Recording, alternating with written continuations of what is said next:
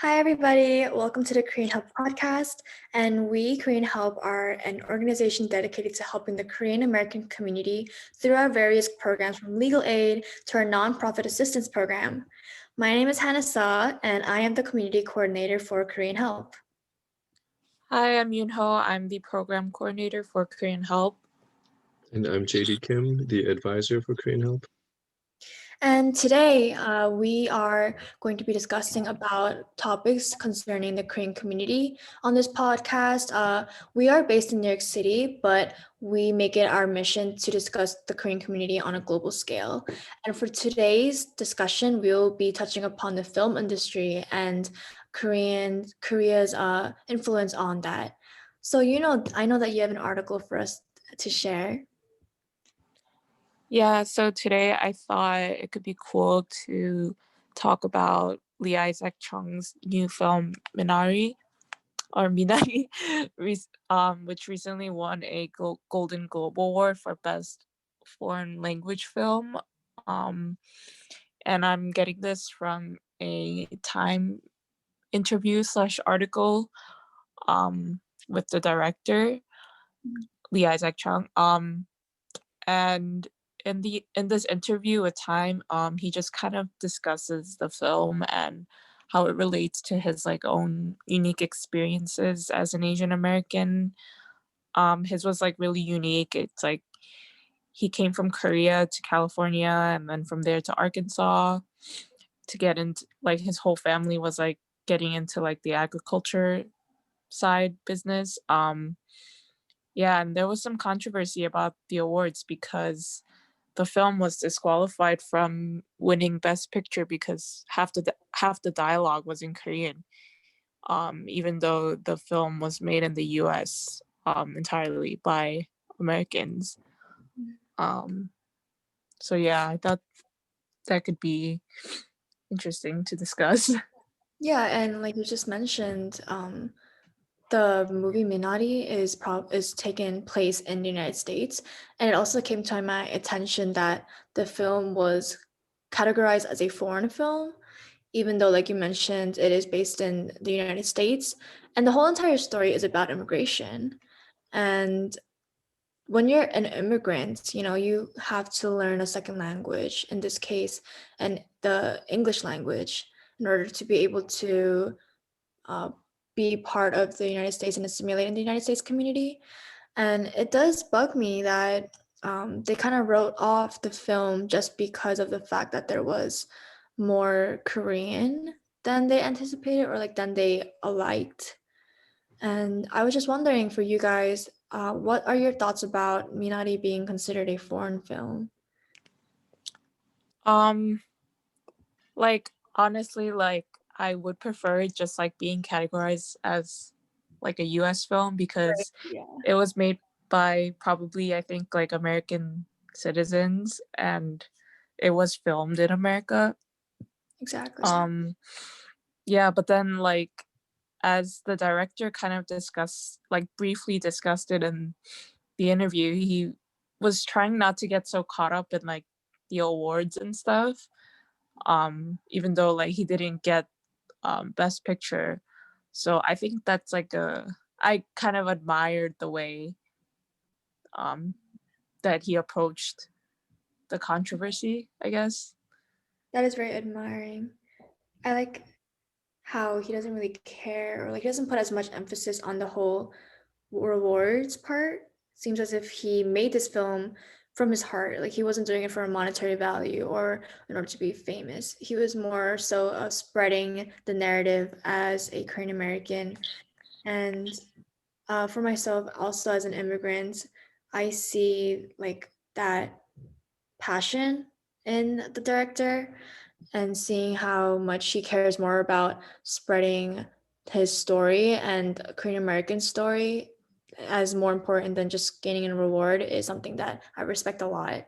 But I still feel as if like he deserves to be recognized through like a reward or at least not be just written off just because of the fact that he incorporated Korean into it. It still does like make Mhm. me mad. Yeah, I don't know the criteria or the thinking that went into the categories, but yeah, honestly, I'm kind of upset about that. I Um, mean, we're talking earlier about Roots, right? Alex Haley's Roots, a novel, book, and then a miniseries. And, that actually takes place in Africa for a large part of it. And then they come to America, but it's such an American story. And I don't know that anyone would dare put that in a foreign, film or foreign, work of art category, right? But is it that we're just less understood or something? Or, I don't know what it is, but yeah. Yeah, I think he also kind of did mention like this, like kind of making categorizing it as a foreign film kind of reflects like the way that many of us Asian Americans feel, like very othered. mm, Um, yeah, yeah. like compared to other minorities, I guess. I feel like, well, this is just my feelings, but I feel like Asian people just tend to feel like just more like alienated because our culture is so like different and like, I mean, like physically, geographically, like far away. Um, Mm. yeah. I mean, I will say, was it last year that Parasite won the Academy Award, right? And then Mm. this year we Yeah. get another, this year, Minari, and of course, K-pop. There's some, there's a lot to be happy about too, though, right? I mean, Yeah, I Yeah. feel I can see how much more appreciation there is in Korean culture. And it does also bring me back, JD, you mentioned about Parasite. There was a lot of controversy with that as well because people were dismissing that film as well for being in Korean.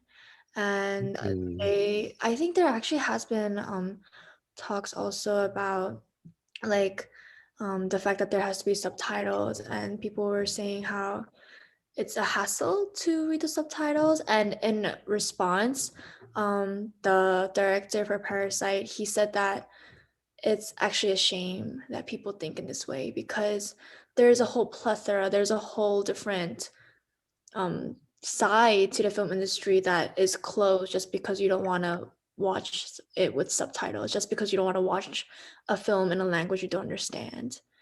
And that really touched me because there's so much to this world is that we don't know about just because we don't speak their language or just because we don't know their culture.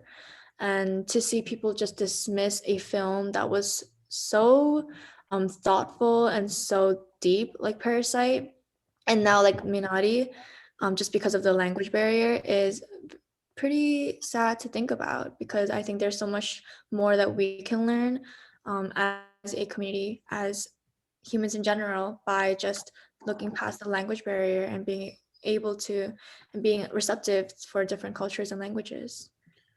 I did hear people talking about Parasite though, like just going around like to restaurants or whatever, right? So like Caucasian people, all kinds of people were talking about it. And the previous time I'd heard somebody talking about a movie that much was Avengers Endgame. So we were doing something right, right? Yeah. I Yeah. was proud. I was like, yeah, Parasite is in Korean. That's where I'm from. It's a good film. You guys should watch it. Yeah, and it's just also K-drama has been such a huge thing too in the film industry. And that has also taken the world by storm. If you've seen, Yeah. if you go on Netflix, like they've been like incorporating a lot more foreign films or the more foreign industry, like not even Korean films, but also like other areas in Asia or other areas in the world, like Hispanic, all that stuff. And I'm glad that there is more to like that's something positive to look at, how the film industry and just like the streaming industry realizes how popular the Korean film is, including like K-dramas and then with films. But then I think like the film industry as a whole needs to step it up and realize that you shouldn't just bar people just because it's in a different language. Yeah. And like, I feel like, especially when I was younger, I really gravitated towards like Korean content and media.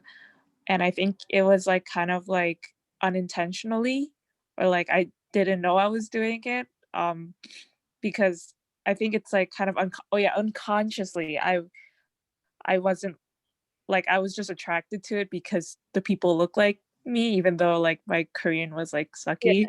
No, I feel you. Um, yeah, because like we didn't really see people who were Asian American on like just like regular Hollywood or TV that much, and like when they did, I always thought it was like so like stereotypical or like such a small role. Um, so yeah, Yeah, like I'm like grateful for like that South Korea and like other Asian countries have like a robust like film entertainment industry. yeah, they've been really killing the game lately. But yeah, I feel you, like when I was younger, like elementary, middle school, I grew up in like a more Caucasian community. So I didn't really see people like myself on a daily basis. And in order to do that, I would just, watch shows. Like I think Korea has like a huge thing with variety shows, You Just Hug, Running Man, and there used to be like 2 days, one night, and it was just like I was trying to show this to people that were in Korean, like my friends, and they're like, "Whoa, that's actually really interesting." Like Korean variety is honestly pretty bizarre, but I like that about it. Like they're pretty like they do such crazy things like Law of the Jungle. They literally stay in a jungle and try to survive with a group of like idols. And Running Man, they bring guests from all of these different agencies, all these singers, these dancers, all these famous people, and like play a game of tag. But that was something that I enjoyed seeing, and just having them being Korean was even just like a more bonus. And I felt very comforted by the fact that I can see people like this through my own means, and just like going out of my way to YouTube and just seeing people that look like me was Mhm. something that like comforted me when I was younger. Yeah. In Yeah. contrast, oh, I'm sorry. Yeah. Oh no, sorry, go ahead. Well, in contrast to you guys, growing up in the 70s and 80s, like if somebody told my young self that when you grow up, Korean dramas and Korean movies are going to win the Academy Award, they're going to be famous the world over, I honestly wouldn't have believed it, right? Because it's like it was just a different time, and South Korea, Samsung phones still hadn't caught on yet, Hyundai cars still hadn't caught on yet. Definitely not the K-pop and the dramas and the movies, right?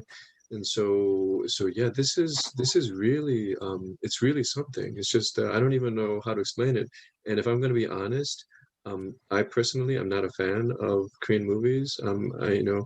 Even Parasite or K-pop, although my wife loves it more than me. But but that doesn't diminish in any way my kind of pride that Korean art and culture is kind of really making its way out in the world. Yeah.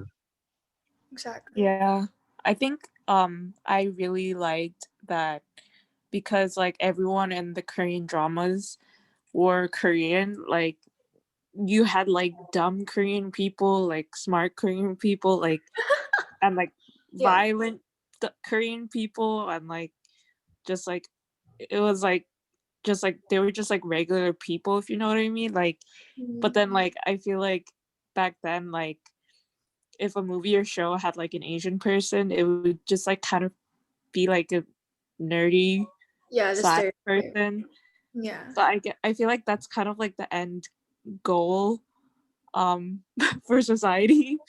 Maybe like everyone is just kind of like represented as like just like people at the end. Like you can have like a black villain, you can have like an Asian villain, or And look like past that race too. Like just, yeah, look past the and black like and the Asian and see a villain. or like the Yeah. Asian guy can get the girl at the end or something. Like Yeah. And people won't be shocked by it. Like I wish, like you know what I mean? Like I feel you. The whole stereotype and breaking that by having people that are Korean and are like just all so diverse, not only in like what they've accomplished, but like just as a in terms of their personality and in terms of their role in like their community. It's just like, Mhm. yes, we're not just nerds. Like, like we're not Yeah, just like closed off and like just like humble and just like very low key and just studying all the time. Like that's not all of us. That's not what defines us. Like I we're mean proud that of was being Korean, but a thing a little while back, right? Where Asian men were not seen as whatever attractive or something, and Yeah. like comedian yeah, Steve that was a big thing. Harvey was like actively like making fun of us and stuff like that. What the heck? And now everybody's like going crazy with K-pop. Everybody's like, Yeah, oh wait. But yeah. yeah, I guess times are changing for the better, at least in that aspect. And Well, yeah, yeah. Oh, go ahead. I'm sorry. yeah.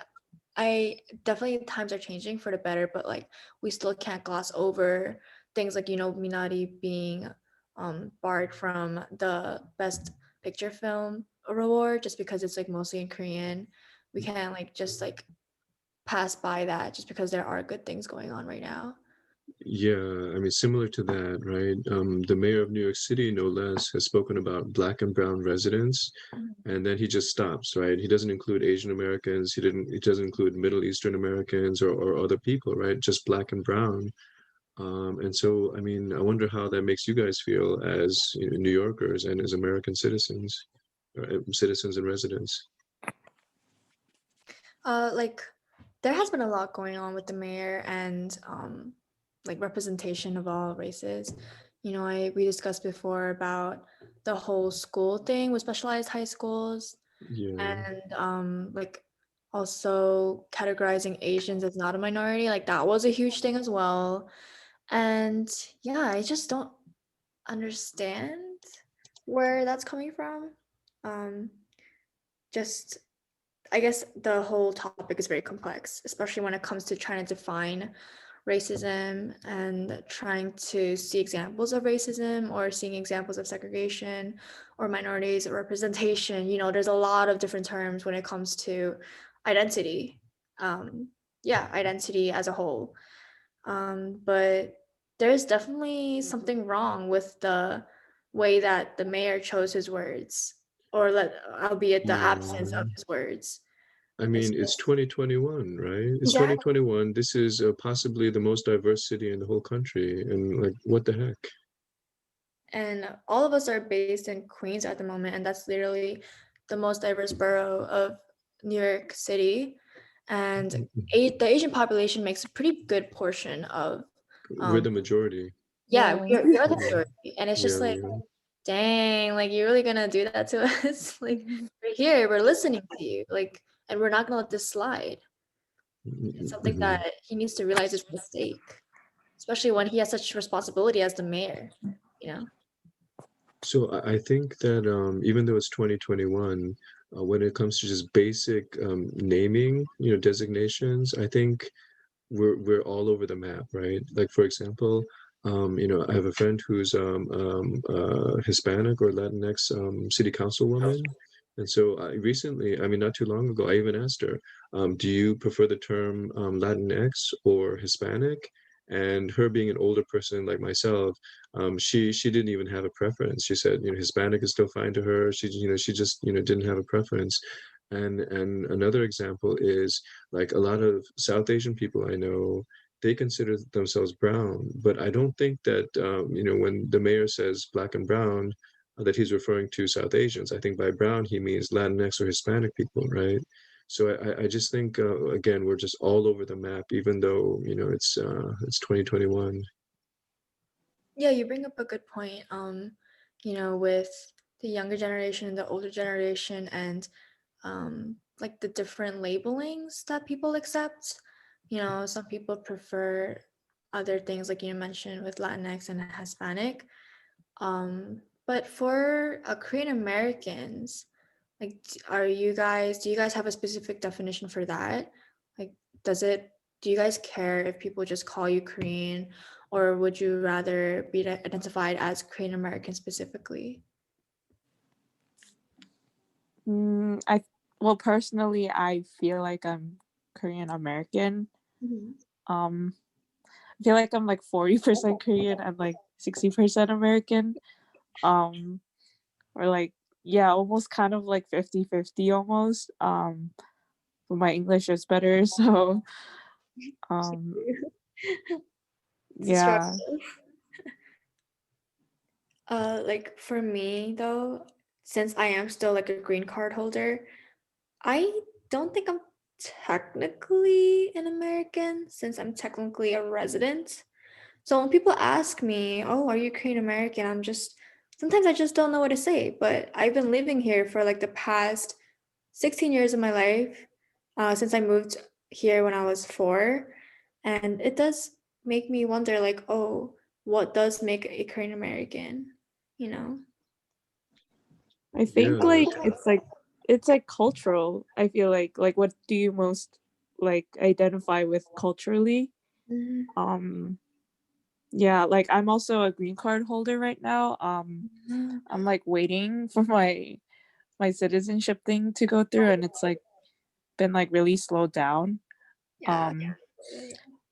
but like yeah, just like culturally I know that I'm more like American leaning because I know that if I went to Korea, like I would be kind of like lost. Yeah, I feel you. Like, I think I definitely like are more in tune with the American values I would say than like the Korean values. Like if I were to go to Korea also, like I think I would be like very confused on their outlook on certain things because like in America it's a lot more individualistic. It's a lot more about doing things for yourself.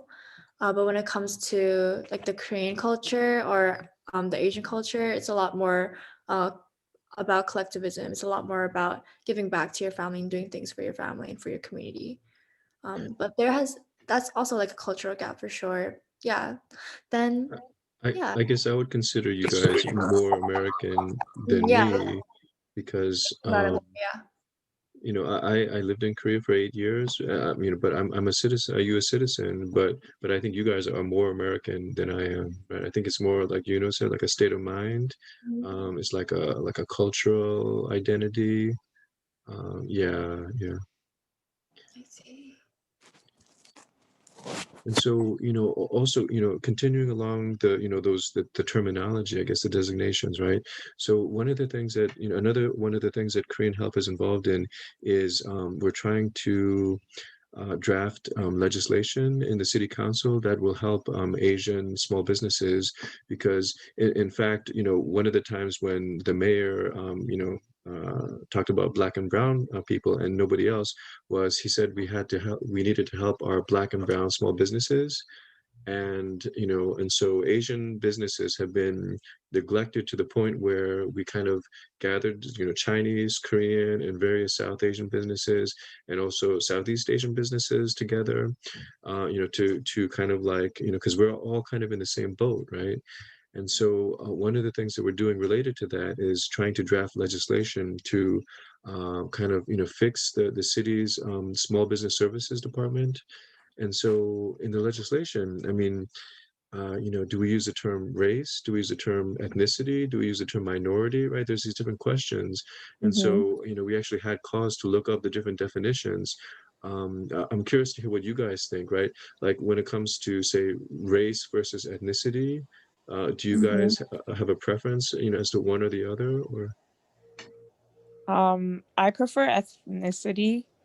Um, I feel like I would hope that in the future, like we can kind of identify more with like our ethnicities rather than just this big blocks of like race.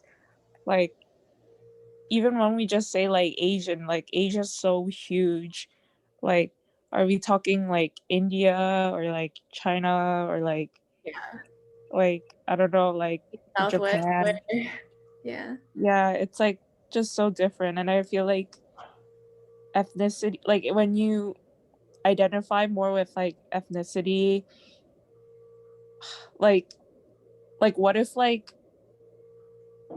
we white people kind of we made them this is like just weird, but like what if like racist white people kind of identified more with like their own ethnicity instead of their race, they can like kind of be less racist. I'm not saying all white people are racist, but like the ones that are, maybe like they can kind of look at it in like this different way, I feel like, rather than just like white versus black versus Asian, I guess. Uh, Are you Um saying that you feel it would be healthier for them to place more emphasis on ethnicity than strictly race, racial makeup, I guess? yeah, like instead of white pride, it would be like Mhm. Irish pride or something. I feel like Oh, yeah, that yeah. would be Oh, healthier a because lot more specific. Yeah. yeah, because like Ireland actually has like culture probably. um Mm. Well, one definition of ethnicity is, belonging to a social group that has a common national or cultural tradition. Whereas I've heard definitions of race that refer to skin color more, right? mhm. Yeah. I feel like race, or yeah, race is more about like your location, like the continent and all that, geography, but ethnicity, it has a lot more emphasis on the culture. And it's kind of similar to, I would say, like the United States. Like, you can say I'm American, but then you can also make it even more specific and say I'm a New Yorker. And it's two Yeah. different connotations to that. There's a lot more background and culture when it comes to saying you're a New Yorker. And then making it even more specific and saying I'm from Queens. And then there's just so much more traits that you relate to Queens that are a lot more detailed. And I think that's the same thing. Like, I also think that I would prefer people asking about ethnicity um, rather than race. It's just like more um, talking about being Korean American or Korean, rather than just saying Asian. Because, like said, like there's so many different areas in Asia, specifically. Like, and there's so many like talks about people saying Asia and then only thinking of East Asian people. And then there have been talks, about like South Asia feeling a little bit more left out since they aren't considered as represented when people say Asia. Like when people say Asia, they just think about the people that look like us, people that are from East Asia, for example, Japan, Korea, China. And then people completely forget that there's a whole different sector in Asia, like Bengali and India, and even more like the Yeah. islands. It's a plethora of diversity, and in order to take that into account, I think we should steer more towards um, talking more about ethnicity. Yeah, and I feel like Yeah. when you kind of just identify people as like a race, it's very generalizing, and like you look at a person as like kind of less of an individual, I feel like. But when you say their ethnicity, I feel like you're forced to kind of think about that person like more as like, oh, this is like not just like a skin color person, like this is like a whatever, like a Korean person. I don't know if that makes sense, but that's kind of how I think about it, I guess. Yeah. Yeah. Um, and if I could ask the last question for today, assuming that we have at least some kind of a little bit of responsibility to represent Korean Americans, is there a good balance in terms of living our own lives while still representing Korean Americans for future generations?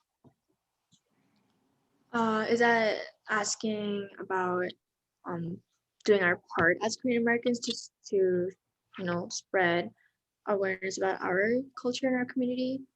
I mean, I guess is there like a balance, right? I mean, Mm. because we talked about growing up and having the role models or people in the media that was helpful, right? So again, maybe if we were to assume that we have at least a small amount of responsibility to future generations, and yet we have a responsibility to ourselves to kind of like live our lives as we kind of feel, right? But you guys like feel like a balance? Do you see like a balance there somewhere, or Mm, Mhm. I think I think it's important to kind of like let people do their own thing. Um, I know like a lot of Korean parents are very like they think it's very important that like their grandchildren and stuff like also know Korean and stuff. But I don't know, this may be unpopular, but I don't think like if they live in an area that's doesn't like require like a lot of Korean or something, like yeah, maybe know a basic few words, but I don't think like if their parents aren't like super ingrained in like traditional like Korean culture, like I don't think it's that important. Like I feel like I mean they're just like Americans at that point. I Like think after a couple generations, yeah. And I feel like this is like something I kind of learned recently, but um if you think about it, like the immigrants that came here, they kind of carry the values with them that were from a long time ago in Korea or the other countries. So they're kind of like stuck in time, I feel like.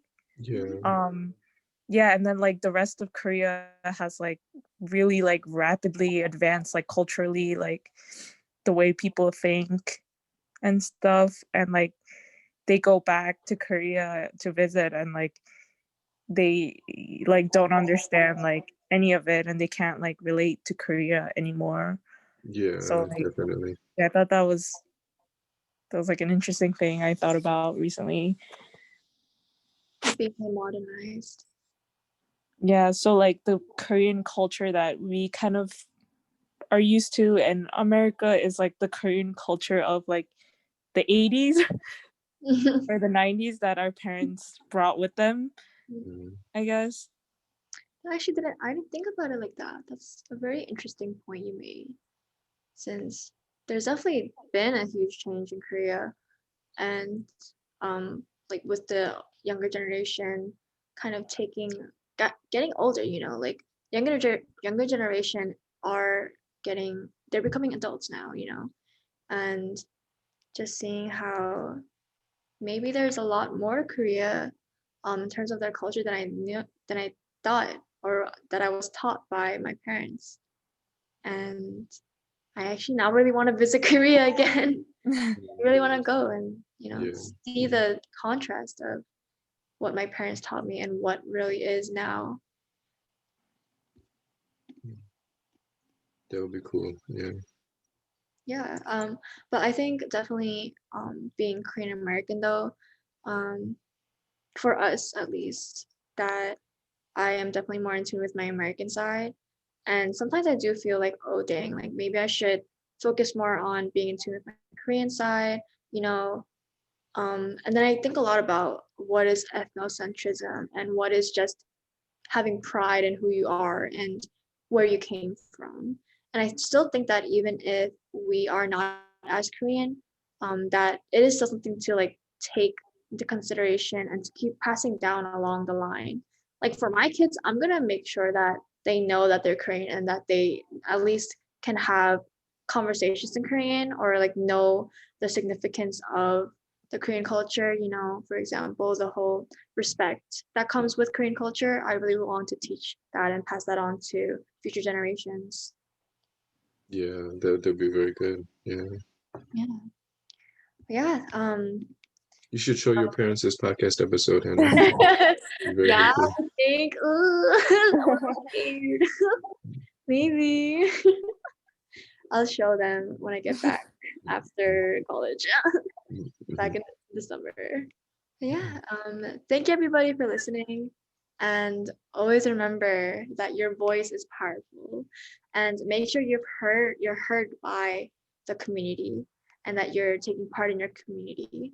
And if you want to learn more about Korean Help and what our initiatives are, JD mentioned how we are passing legislative and being more involved with that.